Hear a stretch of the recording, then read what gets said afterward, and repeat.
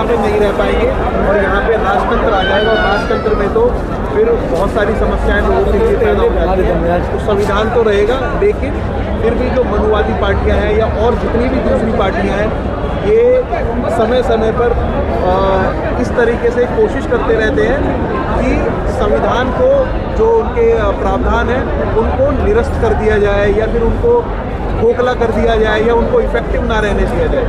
उसको कहीं ना कहीं कमज़ोर करने के लिए लगातार मनुवादी लोग कोशिश करते रहते हैं।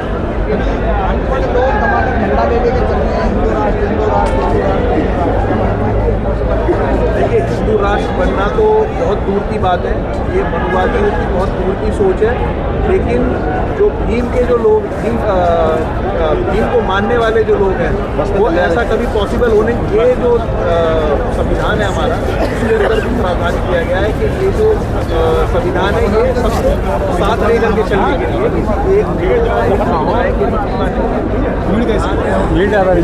तो रहेगा। भारत देश की निरपेक्षता रही है कहीं ना कहीं, तो ये बहुत दूर की बात है, ये पॉसिबल नहीं होता। हमारे यूथ जो युवा है, लड़की या लड़के, आप जैसे पढ़े वो नौकरियों में जाना ज़्यादा पसंद करते हैं, साथ में काम करते हैं, जब तक नौकरी के आसपास काम कर रहा है। देखिए, जहाँ तक नौकरी की बात है तो आज के समय में जो सरकारी नौकरियाँ उनको तो बिल्कुल खत्म ही कर दिया है, वो तो है ही नहीं बिल्कुल भी। प्राइवेट जो जहाँ तक नौकरियों की बात है, आप वहाँ चले जाओ, वहाँ इतना भेदभाव है कि आप खुल करके अपनी बात नहीं कर सकते। दूसरा, आप बता भी नहीं सकते कि मैं इस समुदाय से आता हूँ। अगर आपने ये बताया या शो करा तो कहीं ना कहीं आपके खिलाफ राजनीति करके आपको वहाँ से निकाल दिया जाएगा।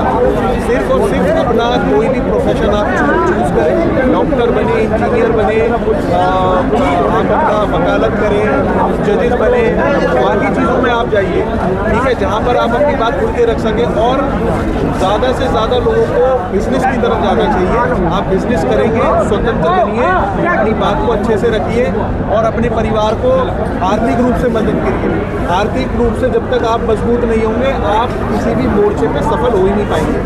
और मनुवादी लोगों की सबसे बड़ी सोच यही है कि आर्थिक रूप से दलित समुदाय को और पिछड़े लोगों को, आदिवासी लोगों को कमज़ोर किया जाए, इनको आर्थिक रूप से कमज़ोर किया जाए, ताकि ये ज़्यादा से ज़्यादा हमारे ऊपर डिपेंड रहे और इनको अपनी बात।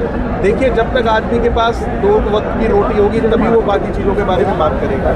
आज की जो सरकारें हैं, इन्होंने इतना ज़्यादा महंगाई को बढ़ा दिया है, बाकी मोर्चों पर इतना आपको विफल कर दिया है कि आप सिर्फ इसी जद्दोजहद में लगे रहें कि हम किसी तरीके से अपने परिवार के लिए 2 वक्त की रोटी, हॉस्पिटल में इलाज कराने के लिए पैसा हम जमा कर सकें।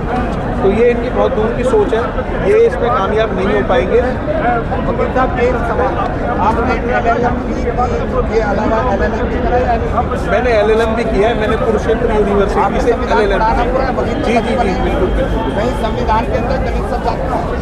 संविधान के अंदर कहीं दलित शब्द नहीं आता है। हमारे लोग, पढ़े लिखे लोग, अनपढ़ लोग भी शब्द यूज करते हैं ज़्यादा, जो दूसरे लोग दे देते हैं। जी, जाटव दे दिया, हरिजन दे दिया, शूद्र दे दिया, छूट दे दिया, अनटेचेबल दे दिया।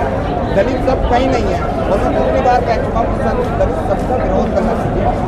संविधान में अनुसूचित जाति, अनुसूचित जनजाति। जी, बिल्कुल, यही शब्द जो है बाबा साहब ने प्रावधान बनाया, अनुसूचित जाति, अनुसूचित जनजाति वर्ड का यूज़ किया गया है। उसी वर्ड को हमें यूज़ किया करना चाहिए। दलित वर्ड या हरिजन शब्द, ये मनुवादियों के द्वारा दिए गए वर्ड हैं, और इसी से निकल करके कहीं ना कहीं हमें याद करना चाहिए, जब बहन जी का आगमन हुआ और बहन जी राजनीति में आई या वो लाइमलाइट में आई, तो उन्होंने जब हरिजन शब्द का यूज़ हुआ एक मंच से, तो बहन जी ने खुल करके उसका विरोध किया। और कहीं ना कहीं उसी विरोध की वजह से मान्यवर साहब काशीराम की नजरों में बहन जी आई, और आज उसी का नतीजा है कि हम यहाँ खड़े हैं।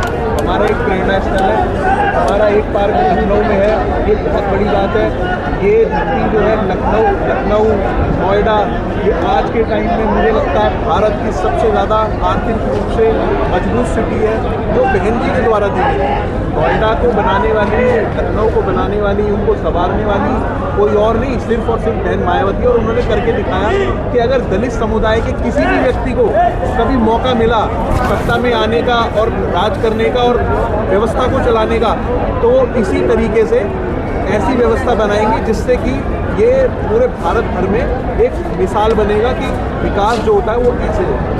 आज नोएडा के अंदर दिल्ली, गुड़गांव और अपना फरीदाबाद, हरियाणा के जितने क्षेत्र हैं, यहाँ से आकर के जो सबसे सक्षम लोग हैं वो आकर के नोएडा में रहना चाहते हैं, वो दिल्ली में नहीं जाना चाहते। दिल्ली सिटी आज के टाइम में लोगों के लिए नहीं रही है रहने के लिए सही, वो नोएडा को प्रेफर करते हैं। अभी पीछे नीरज कुमार दिल्ली के